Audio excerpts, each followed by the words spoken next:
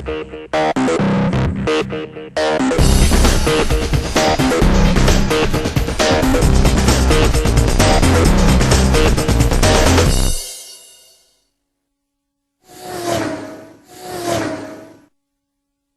difficult to believe that the Clio is now 15 years old. Over those years, it's been very successful too. Renault's Super Mini selling nearly 9 million units since it replaced the popular Renault 5.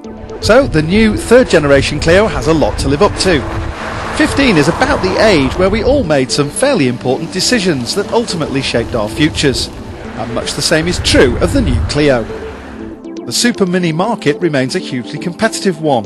So Renault has made some major changes with the new Clio. It's larger, significantly so, and now just 22 centimetres shorter than its bigger brother the Megane. This Clio's far more spacious inside, the cabin now comfortably fitting 4 adults and plenty of luggage too.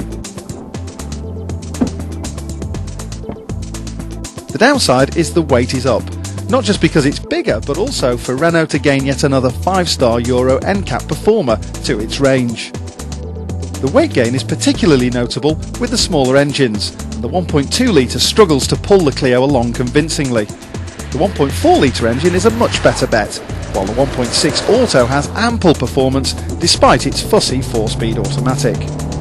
But as is often the case though these days, it's the diesel engines that offer the best all-round performance. There are 3 choices, all 1.5 litre in capacity but with differing outputs. Even the entry-level 68 brake horsepower version offers more torque than even the 1.6 litre petrol engine can muster. And that means that although it's slower on paper, the cheapest diesel is an easier drive. That's certainly the case with the 2 more powerful diesels, their punchy performance from low in the rev range giving the Clio ample unflustered performance. Add official combined economy figures that are at least 12 miles per gallon better than their petrol counterparts, and the diesel engines make a compelling case for themselves, even if they do command a small premium in price. There's a slight penalty in interior refinement, but it's only very slight, and the driving characteristics and fantastic economy more than make up for it.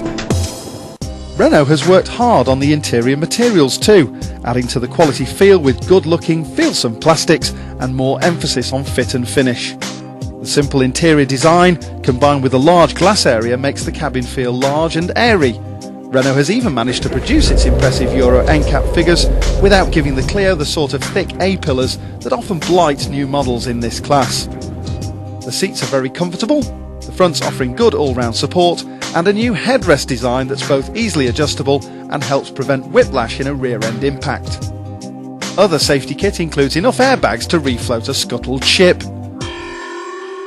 On the road, the Clio's newfound maturity shines through. With its edgier lines, the Clio looks much more chunky and expensive than before in both its 3 or 5-door guises. The gearbox, either 5 or 6-speed depending on engine choice, works slickly. The light clutch and well-positioned controls making the Clio an intuitive car to drive. Dynamically, the Clio feels more grown up too, the ride proving first rate on all but the worst roads. However, if there is a weak link in the Clio's dynamics, it's the steering. Using a variable rate electric assisted setup, it's simply too vague. And that sadly denies the Clio the sort of enjoyable driving characteristics of rivals like the Fiesta or Fiat's new Grand Punto. Indeed, it's robbed it of the on-the-road appeal that made its predecessor so enjoyable. And that's a shame, as otherwise the new Clio is a talented all-rounder that's well equipped and sensibly priced. As for good points, well, there's a much improved interior space. The seats are comfortable and it has high safety ratings. On the downside, the extra weight means that smaller engines can struggle somewhat.